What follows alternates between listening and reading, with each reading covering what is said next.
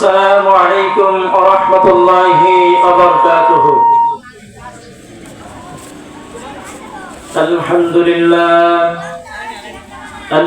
لله نحمده ونستعينه ونستغفره ونؤمن به ونتوكل عليه ونعوذ بالله من شرور أنفسنا ومن سيئات أعمالنا. من يهده الله فلا مضل له ومن يضلله فلا هادي له. ونشهد أن لا إله إلا الله وحده لا شريك له. ونشهد أن لا إله إلا الله وحده لا شريك له. وأشهد أن سيدنا وسندنا ونبينا ومرشدنا محمدا عبده ورسوله أرسله بالحق بشيرا ونذيرا وداعيا إلى الله بإذنه وسراجا منيرا. أما بعد فأعوذ بالله من الشيطان الرجيم. بسم الله الرحمن الرحيم. إذا جاء نصر الله والفتح ورأيت الناس يدخلون في دين الله أفواجا فسبح بحمد ربك واستغفره إنه كان توابا. وقال رسول الله صلى الله عليه وسلم: الحسن والحسين سيدا شباب أهل الجنة. وكما قال عليه الصلاة والسلام: يا أيها الذين آمنوا صلوا عليه وسلموا تسليما. প্রত্যেকে দুরূদ ইব্রাহিম করুন। اللهم صل على محمد وعلى آل محمد كما صليت على إبراهيم وعلى آل إبراهيم إنك حميد مجيد. اللهم بارك على محمد وعلى آل محمد كما باركت على إبراهيم وعلى آل إبراهيم إنك حميد مجيد. حمد بركة সমস্ত প্রশংসা সে রব, সে ইলাহ, সে মুনিব, যিনি আপনাকে আমাকে সুস্থ রেখে স্বাভাবিক রেখে জুমার দিন দিবাগত রাত্রে আল্লাহ রাব্বুল আলামিনের জল্লে জালালুহুর নিকট তার কোরআনুল কারীমের বাণী শোনার জন্য এবং তার পয়গম্বর জনাব রাসূল সাল্লাল্লাহু আলাইহি সাল্লামের জীবন আদর্শ থেকে নিয়ে কিছু আলোচনামূলক কথা শোনার জন্য যে ইলাহ, যে মুনিব আমাদেরকে মুক্ত মঞ্চের মতো তৈরি করে দিয়েছেন, সেই সময় এজন্য সেই রবের প্রতি লাখ শুকরিয়া, আলহামদুলিল্লাহ। অসংখ্য দরুদ ও সালাম সেই রাসূলের প্রতি যিনি আপনাকে আমাকে ধর্মের রাহবার করে দিয়ে গেছেন, তার দ্বীনি দায়িত্বকে সকল উম্মতে মুহাম্মাদের উপরে সর্ব অবস্থায় জারি করে দিয়ে গেছেন।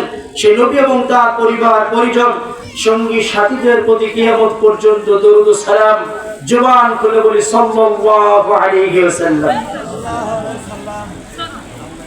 সকলে কেমন আছেন? সকলে কেমন আছেন?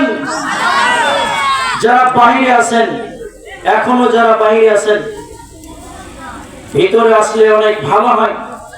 দ্বীনি মজমা শুনবো, আমলে তাগিদে শুনবো। আল্লাহ তাআলা আপনাকে আমাকে দ্বীন এবং দুনিয়ার ভিতরে সবচাইতে বরকতময় সময়ের মধ্যে সবচাইতে নিয়ামতপূর্ণ সময় হলো যখন কোন দ্বীনকে জানার জন্য, দ্বীনকে বোঝার জন্য কোন একটা সকাল, কোন একটা বিকাল অথবা রাত্রের কিছু অংশ আল্লাহ তাআলার দ্বীনকে জিন্দা করার জন্য যদি সময় ব্যয় করা হয়, তাহলে ওই দিনটাকে আল্লাহ তাআলা তার দ্বীনের দায়িত্ব হিসেবে কবুল করে নিয়ে ওই ব্যক্তির আমলনামায় আল্লাহ রাব্বুল আলামিন কবুল হজের সব লিপিবদ্ধ করে রাখেন। সুবহানাল্লাহ কইতে পারলেন না? এজন্য আমরা দ্বীনি মজমায় বসেছি।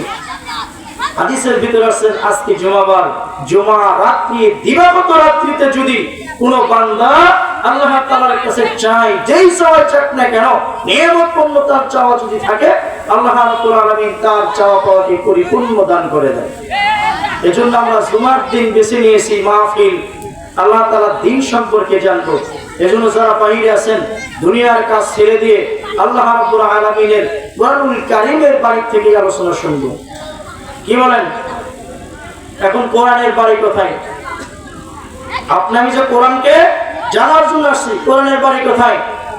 আল্লাহ রাব্বুল আলামিন এই প্রশ্নের জবাব দিয়েছেন, বাল হুয়া কুরআনুম মাজিদুন ফি লাওহিন মাহফুজ। বান্দা দুনিয়াতে যাওয়ার পর জিজ্ঞেস করবা যে কোরআন তো নাযিল করছেন দুনিয়াতে, তার কোরআনে এজন্য আল্লাহ রাব্বুল আলামিন এই প্রশ্নের সমাধান আগিয়ে দিয়ে রাখছেন। যাই হোক, যারা বাইরে আছেন ভিতর আসেন, বসেন। আশা করি ইনশাআল্লাহ আলোচনার যদি পূর্ণতা পাওয়ার দরকার ইনশাআল্লাহুল আজিজ আল্লাহ দান করবেন।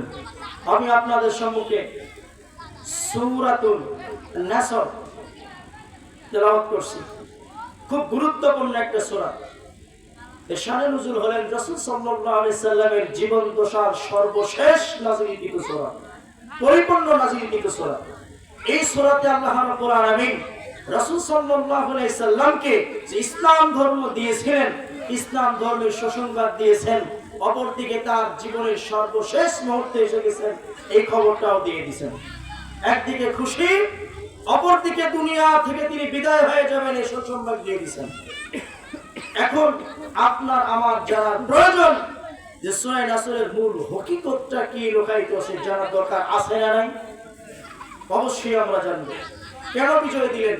ওটা তো ওই সময়কার বিজয়, ওই সময়কার বিজয়। আল্লাহ রাব্বুল আলামিন যখন রাসূল সাল্লাল্লাহু আলাইহি ওয়াসাল্লামকে দুনিয়ার দায়িত্ব যখন প্রেরণ করে দিলেন, দুনিয়ার মুহূর্তের ভিতরে যখন তাকে নবীর দায়িত্ব দেয়া হয়ে গেল, নবীর দায়িত্ব যখন তাকে দেয়া হয়ে গেল, কাফের বেঈমান মুশরিকেরা তারা সারা দুনিয়ার ভিতর থেকে নিয়ে খবর তথ্য পেয়ে গেল যে আব্দুল্লাহ ইবনে মুহাম্মদ তো এক বন্দার একত্ববাদের ঘোষণা দিয়ে দিলেন, না জানি তার কাছে কোনো বাণী প্রচার করা হয়েছে কিনা। এই বাণী যখন পৌঁছে দিলেন, আব্দুল্লাহ ইবনে মুহাম্মদকে আঘাত করার জন্য কাফের বেঈমান মুশরিকেরা তারা ষড়যন্ত্র শুরু করে দিল। চতুর্দিকে যখন তাকে আবরণ করার জন্য, যখন আবদ্ধ করার জন্য যখন ঐক্যবদ্ধ হয়ে গেলেন, সারা মক্কা নগরীতে ঘোষণা দেওয়া হয়ে গেল, আব্দুল্লাহ ইবনে মুহাম্মদকে তোমরা যেখানে পাবা সেইখানে তোমরা দুনিয়া থেকে বিদায় করে দিয়ে দিবা। এমনকি সে যখন তোমাদের একত্ববাদীর ঘোষণা যখন তোমাদের কাছে পৌঁছায় দিবেন, তখন তোমরা তাকে তার কথা থেকে দূরে চলে যাওয়া, তার কথা শুনবা না। সে যদিও মিষ্টি হাসি তোমাদের সাথে কথা বলো, তোমরা তার কথা শুনবা না। বর্তমানে যে শামসিয়ার প্রদেশ, এদেশ থেকে মানুষের কোনো প্রচলন ছিল, তারা শীতকালীন সময় তারা মক্কা নগরীর ভিতরে তারা চলে যেত। মক্কার সেখানে তারা চলে গিয়ে মক্কার মানুষের সাথে ভাব জমায় ব্যবসা তাগিদ তারা করতেন, ব্যবসার ভিতরে তারা লিপিবদ্ধ থেকে যেতেন। এমন সময় তারা হয়ে গেল, মক্কার লোকেরা বলতে থাকলো আব্দুল্লাহ ইবনে মুহাম্মদ পাগল হয়ে গেছেন। সামদেশের অধিবাসীরা বললেন, তোমরা তো তাকে আল আমিন উপাধি দিয়েছিলেন, তাহলে এখন কেন তোমরা তাকে পাগল বললাম? বলে তখন তার স্মৃতি শক্তি ভালো ছিল, এখন তার স্মৃতি শক্তি ভালো নাই। ওই সময় তাকে আল আমিন উপাধি দিয়েছিলাম আমরা, সে আমাদের কথা মতো চলতো, আমাদের কথা মতো উঠতো বসতো, বিধায় আমরা তাকে আল আমিন উপাধি দিয়েছিলাম, আর তার কাছে যা গুচ্ছিত রাখতাম সবকিছু পেয়ে যেতাম। কিন্তু এখন তিনি আমাদের কথাকে বাদ রেখে আমাদের রবকে বাদ রেখে সে নাকি তার এক রবের ইবাদতের দিকে মানুষকে আকৃষ্ট করতেছে। তারপর তাকে কি করা হলো? ৩৯ জন সাহাবী গোপনে তারা প্রচার করে নেওয়ার পরে ইসলাম গ্রহণ করে নিলেন। অনেক লম্বা ঘটনা হয়ে যাবে, যেগুলো মূল তত্ত্ব সেগুলো বলি, মনোযোগ দিয়ে শুনবেন। ৩৯ জন সাহাবী যখন তারা প্রচার উন্নত করে নিলেন, শিয়া আবি তালিবের ভিতরে আব্দুল্লাহ ইবনে মুহাম্মদুর রাসূলুল্লাহ সাল্লাল্লাহু আলাইহি সাল্লামকে তারা ৩ বছর শিয়া আবি তালিবের ভিতরে রেখে দিলেন। রেখে দেওয়ার পর সিরিয়াতে প্রচার করা হলো, শাম দেশে প্রচার করা হলো, পশ্চিমাদের কাছে প্রচার করা হলো। আব্দুল্লাহ ইবনে মুহাম্মদ আমাদের কাছে যেই নামে তোমরা চিনতে হয় না, এখন পাগল ছাড়া কিছুই নয়, সে তো পাগলের পরিপূর্ণতা হয়ে গেছে। এক পর্যায়ে যখন তাকে বহির্বিশ্বে যখন তাকে পাগল পাগল উপাধি দেওয়া হয়ে গেল, বহির্বিশ্বের লোকেরা বলল, ওই পাগলকে আমাদের একবার দেখা দরকার, সে আসলে প্রকৃত পক্ষে পাগল কিনা। এখন বাংলাদেশের ভিতরে বিগত দিনে যারা আমাদেরকে টুপিওয়ালাদেরকে দেখলে, দাড়িওয়ালাদেরকে দেখলে, ইসলাম শাসনতন্ত্রওয়ালাদেরকে দেখলে, যাদের শরীরে চুলকানি শুরু হয়ে যেত, বহির্বিশ্ব থেকে যারা ইসলামকে জানার জন্য আসতেন, বোঝার জন্য আসতেন, ওলামায়ে কেরামদেরকে হত্যা করার জন্য যখন আসতেন, এক শ্রেণীর বাতেলা কানের কাছে তারা প্রমন্ত্রণা দিত। ঠিক কিনা? দিয়ে বলতো রাসূল সাল্লাল্লাহু আলাইহি ওয়াসাল্লামকে যখন শিয়া আবি তালিবের ভিতরে ৩ বছর আবদ্ধ করে রাখলেন, রাখার পরে বললেন তার কাছে যেও না। এক পর্যায়ে অতিষ্ঠ হয়ে গেলেন লোকজন, যে ভিতরে আছে কি যে তাকে তার কাছ থেকে আমাদেরকে দূরে রাখতে চেষ্টা করতেছেন কেন? যখন তার কাছে চলে গেলেন, তার মিষ্টভাষী চেহারা দেখলেন, সুন্দর মুখের ভাষা দেখলেন, তার কি সুন্দর নোরানি চেহারা, তার মুখের কি সুন্দর ভাষা। তিনি যখন কথা বলতেন, মিষ্টি ভাষার সুরে যখন কথা বলতেন, মিষ্টি ভাষা যখন কথা বলতেন, তার একটা উপরের দাঁত একটু নিচের দাঁত দেখা যাইত। এমন সুন্দর নোরানি চেহারা মানুষ, তারা বললেন এত সুন্দর নোরানি চেহারা মানুষ কেমন করে পাগল হয়? এটা অবশ্যই আবু জেহেলের পাতানো একটা কথা, এছাড়া আর কিছুই নয়।